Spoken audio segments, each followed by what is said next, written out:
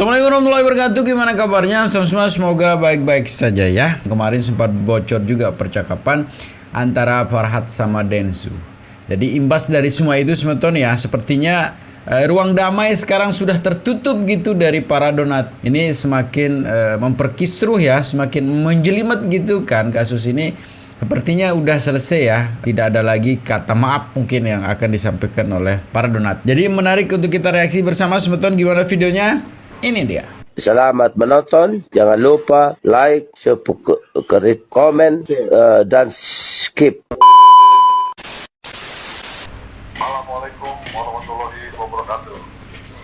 Sobat Amanah, manapun Anda berada, siang hari ini saya ingin menyampaikan informasi terupdate yang mana menanggapi banyaknya isu beredar di luaran sana tentang upaya perdamaian. Di sini saya tegaskan bahwa kami sudah menutup pintu perdamaian. Tidak ada lagi perdamaian di antara para pihak. Ya kan, kami tetap konsentrasi, kami tetap konsisten dengan upaya hukum secara perdata di Pengadilan Negeri Tangerang dan upaya hukum pidana yang saat ini masih berproses di Polda Metro Jaya. Nah, demikian informasi ini saya sampaikan, saya tegaskan. Assalamualaikum warahmatullahi wabarakatuh. Nah itu yang terjadi semeton ya.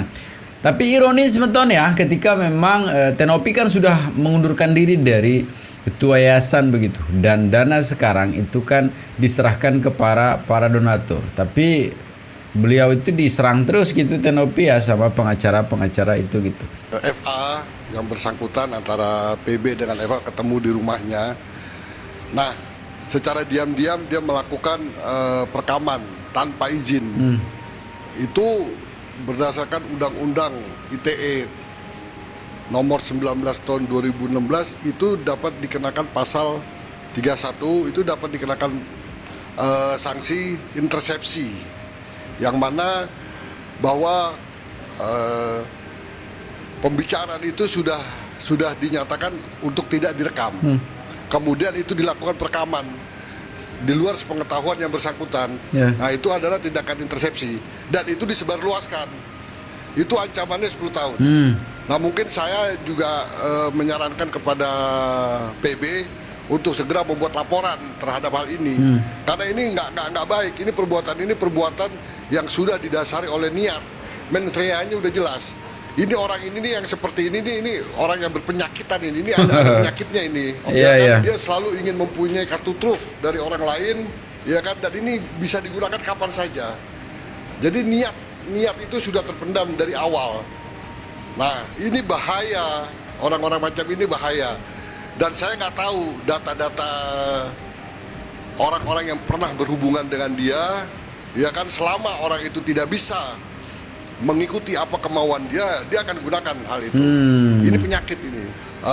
Saya akan sarankan Bang PB untuk segera buat laporan pasal 31 Undang-Undang ITE nomor 19 tahun 2016 dengan ancaman 10 tahun. Dia bukan lembaga negara yang mempunyai izin untuk melakukan ini. Kepolisian juga harus menggunakan izin kok dalam melakukan ini. Harus ada izin dari pengadilan untuk melakukan perekaman. Jadi ini yang disebut dengan intersepsi. Nggak boleh dia semua orang yang berhubungan sama dia selalu direkam tanpa izin loh. Di awal udah dikatakan tidak boleh ada perekaman. Tapi kenyataannya kan itu dilakukan dan ini disebarluaskan. Ya, terkait yang menyebarluaskan adalah AL, ya. Tapi kan ini terjadi di rumah FA. Nah, itu yang jadi itu nanti laporan itu bisa dengan Eva dan kawan-kawan atau AL dengan kawan-kawan, itu semuanya itu nanti akan terjerat semua. Nah itu sebetulnya semua akan terjerat gitu ya. Yang namanya penyebaran itu kan tujuannya sebenarnya entah apa sebetulnya ya. Tapi intinya ini akan memperkeruh suasana gitu ya. Yang kemarin Adam Ayam gitu mau menemukan titik terangnya, sekarang buat lagi episode baru ya. Sehingga kesannya bahwa kasus ini tidak selesai-selesai begitu. Kapan sih mereka akan menyarankan begitu ya untuk Agus minta maaf saja gitu ya, biar Agus dapat uangnya gitu. Minimal kalau sekarang matanya tidak bisa diobati. Vintage ya, makam.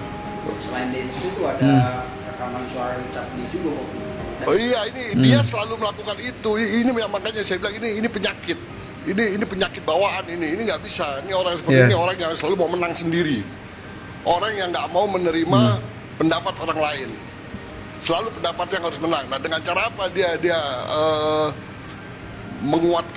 menguatkan pendapatnya agar bisa diterima oleh orang lain, ya dengan cara seperti itu.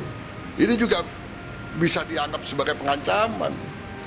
Jadi kalau nggak mendapat, saya bongkar. Saya punya rekamannya, saya bongkar. Saya punya perekamannya. Itu kan pengancaman itu. Kapan gue minta damai sama lu orang? Kapan? Gue udah bilang, lu mau lapor. Lu mau ambil langkah hukum, Lu mau gugat, silakan gugat. Gue berani taruhan nih, gugatan si PB pasti ditolak di pengadilan. Itu gugatan apa? Itu gugatan sampah. Kalau gue udah baca gugatan lu. Dia tiba-tiba bilang katanya. Itu sebetulnya ya. Jadi Agus tidak tahu itu gitu, ya. Agus tidak paham itu gitu, bahwa sebenarnya selama ini dia itu dimanfaatkan gitu. Ya, walaupun kemarin itu sudah jelas bahwa asistennya AL ini kan sudah sampaikan bahwa itu untuk menaikkan grade-nya gitu ya. Menaikkan grade-nya kantor pengacara itu gitu. Tapi sayangnya Agus tidak apakah tidak mau tahu gitu kan, apa tidak gimana gitu. Heran juga gitu ya. Seharusnya sadar bahwa dia itu dimanfaatkan baik dari pengacara awal sekarang ke sini-sini sudah jelas sebenarnya. Jadi kalau pengobatan Mas Pablo, sorry, Geri. gitu, karena yayasan dalam melakukan rehabilitasi medis maupun psikis itu hanya rehabilitasinya aja, estetikanya nggak bisa. Jadi misalkan Mas mau saya obatin lukanya, mungkin sebagai penerima manfaat yayasan mungkin bisa. Tapi ketika misalkan mau skincare gitu-gitu ya udah beda ranahnya dong gitu kan. Jadi kurang lebih itu analoginya seperti itu, dan kita sih sangat menyayangkan gitu ya ke Mas Agus bahwa dengan kejadian ini beliau merasakan matanya juga semakin rapat ya. Tadi sangat mengerikan sih fotonya. Ya harusnya beliau tuh sadar bahwa yang selama ini beliau lakukan tuh ngapain gitu. Bukannya justru fokus di pengobatan, dan kemudian kalau pengobatan udah nggak mungkin untuk dilanjutkan sesuai dengan ADART yayasan yang merujuk pada undang-undang yayasan, kita nggak bisa kasih selain kepada kesejahteraan sosial, karena kita yayasan di bidang sosial gitu. Jadi ya tentunya yayasan juga akan membuat rencana tindakan yang lain gitu. Jadi itu aja sih pesan saya. Jadi semoga berhentilah melakukan upaya-upaya hukum yang memang akan menjerat dirinya sendiri gitu kan. Kalau memang mau mufakat, ya mufakat.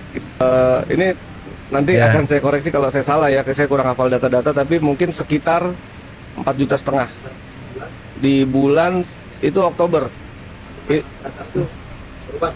Berobat itu kurang lebih 5 kali, yang kita reimburse itu 3 kali. Kenapa yang 2 tidak direimburse? Karena pada saat itu mereka masih memegang cadangan sekitar ratusan juta juga gitu kan. Dan kemudian yang direimburse itu 3 kali. Lalu setelah 19 Oktober itu sebetulnya ya, setelah 5 kali visit ke JSC Kedoya, itu dia harusnya langsung tindakan operasi kelopak pada saat itu, ya kan.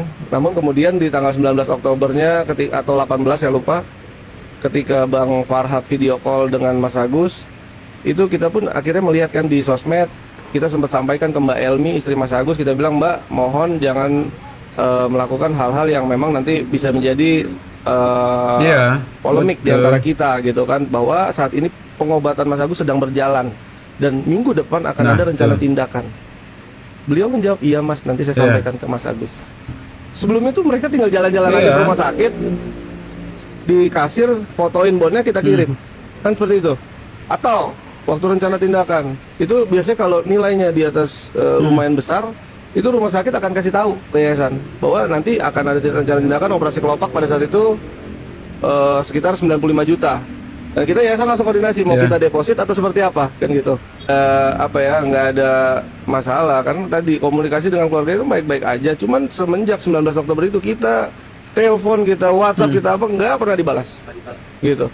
Dan kita juga udah sampaikan ke Mas Agus melalui Mbak Elmi istrinya, kalau memang sedang melakukan upaya hukum, lakukanlah upaya pengobatan ini beda, kan gitu. Jangan dicampur-campurkan, jangan mentang-mentang lagi melakukan upaya hukum, kita jadi musuhan di pengobatan, kan gitu. Gitu. Jadi dengan yayasan ini badan hukum, kalau upaya hukum pidana kan urusan individu pribadi, ya kan. Jangan dicampur-campurkan. Yayasan tetap komit. Kita udah bilangin, kita udah sampaikan berkali-kali. Dan kemudian Mbak Elmi pernah mengajukan juga, ya sudah Mas, kita akhirnya sepakat nih, aku, Mas Agus sama Wawa aja yang untuk pengobatan. Setelah itu hilang lagi, nggak respon lagi. Kenapa? Kita pun nggak tahu. Kalau Mas tanya, kita nggak tahu kenapa. Karena kita nggak dibalas, kan gitu. Kita nggak mau kemudian menafsirkan melalui statement-statement di media yang melalui bukan langsung Mbak Elminya, gitu kan. Kenapa dia nggak mau balas dan lain-lain. Kita menghargai cara berkomunikasi itu, bertanya langsung. Nah itu sebetulnya memang sudah ada sih upaya gitu, tapi sepertinya yang di pihak sana tidak menghargai dan tidak mau itu terjadi gitu ya. Jadi memang fix ya bahwa dia itu tidak mau pengobatan, hanya mau uangnya saja, gitu aja sih sebenarnya ya. Tapi awal-awal kan tidak mengakui itu gitu, akui saja lah gitu ya bahwa itu mau uangnya gitu. Ya, ndak usahlah bertopeng di balik pengobatan apa segala macam. Kan sesimpel itu sebenarnya ya. Dan sekarang coba kita dengarkan salah satu pengacara yang luar biasa juga, pengacara Tenhopi ya. Ini dia. Ada Agus yang rapuh dari secara psikolog. Ibu tahu dari mana? Ini ketegangan yang terjadi ya. Kan kita sama-sama melihat Agus itu kondisinya bagaimana. Ini loh, Mbak, tunggu dulu, jangan bantah dulu. Jangan bantah dulu, bentar aja. Tadi kamu bicara judgmental sekali sama Novi. Bentar, Ibu sebentar psikolog, dulu Mbak Emma, bentar. Macam Bentar, kamu kasih saya waktu dulu. Kamu tahu nggak Sebentar dia- aja, nanti dia punya- Mbak Emma boleh yang lain boleh. Kasih saya waktu sedikit aja. Gini, saya mau menggambarkan begini loh. Saya bukan Aduh, ibu orang tersenyum aja belum tentu baik-baik membela aja. Agus mati-matian loh gitu ya.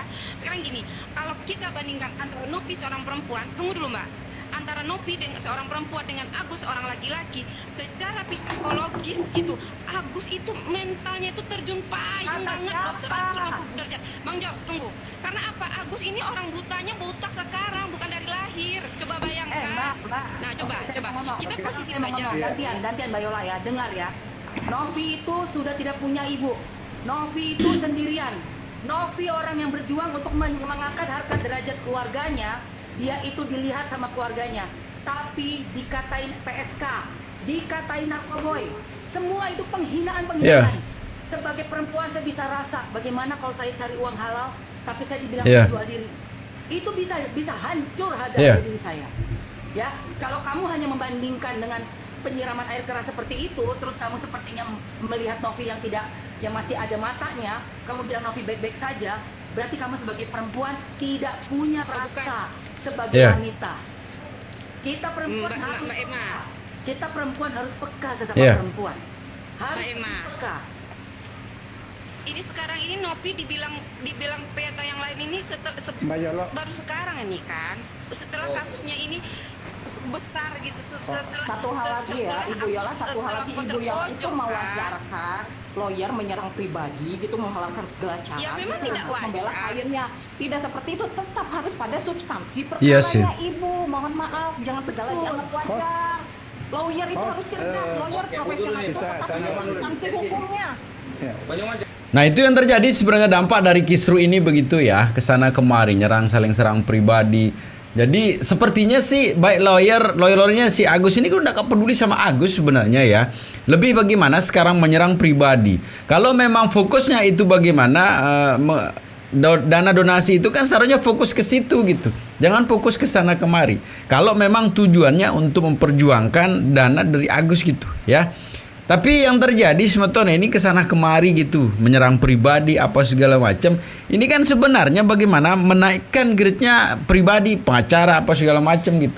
Kalau memang dari awal si pengacara yang peduli sama Agus sebenarnya fokus ke situ. Bagaimana sekarang memperjuangkan di donatur, bagaimana sekarang memperjuangkan mengambil hati dari Tenhovi gitu agar uang itu kembali ke Agus. Tapi yang terjadi kan berbanding terbalik gitu ya. Nah, peduli Agus gitu ya, yang penting bagaimana kisru ini semakin terus memunculkan mereka gitu. Sadar nggak Agus? Kayaknya sih enggak gitu ya. Dari sekian banyak yang menyarankan itu, saya Agus tidak sadar gitu. Tapi ya sudahlah Agus ya. Gitu sebentar ya, tetap jaga persatuan kita ya. Assalamualaikum warahmatullahi wabarakatuh.